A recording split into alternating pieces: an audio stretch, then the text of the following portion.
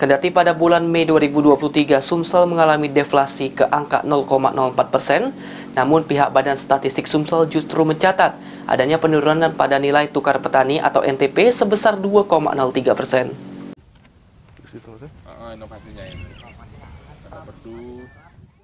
Kendati perekonomian di Provinsi Sumatera Selatan terus membaik, bahkan pada bulan Mei 2023 mengalami deflasi ke angka 0,04%. Hal tersebut nyatanya tidak terlalu berdampak pada tingkat kesejahteraan petani, lantaran pihak Badan Pusat Statistik Sumatera Selatan justru mencatat penurunan pada nilai tukar petani atau NTP.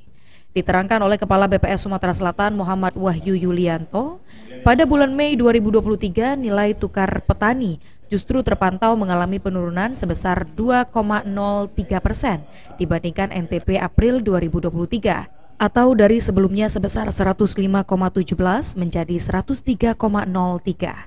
Penurunan NTP Sumatera Selatan pada bulan Mei tahun 2023 sendiri dipengaruhi oleh penurunan pada subsektor hortikultura 2,24%, perkebunan 2,96%, dan perikanan budidaya 0,30%.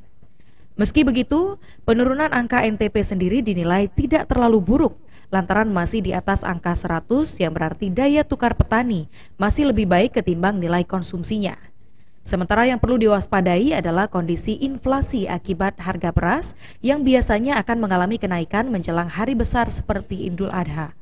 Ditambahkan Muhammad Wahyu Yulianto, kendati begitu beberapa subsektor NTP lainnya masih tetap mengalami kenaikan, seperti subsektor tanaman pangan sebesar 0,79%, peternakan 0,87%, perikanan 0,53%, dan perikanan tangkap 1,04%. NTP kita ini tercatat sebesar 103,03.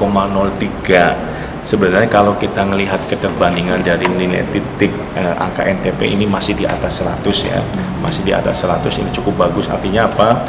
Daya tukarnya petani ya masih lebih baik dibandingkan dengan nilai konsumsinya. Jadi apa yang didapatkan petani jauh lebih bagus dibandingkan dengan apa yang dia keluarkan. Walaupun pada bulan ini mengalami sedikit penurunan sebesar 2,03%. Ini dari beberapa subsektor yang diamati. Untuk tanaman pangan ini naik nih 0,78. Sandi Pratama, PAL TV.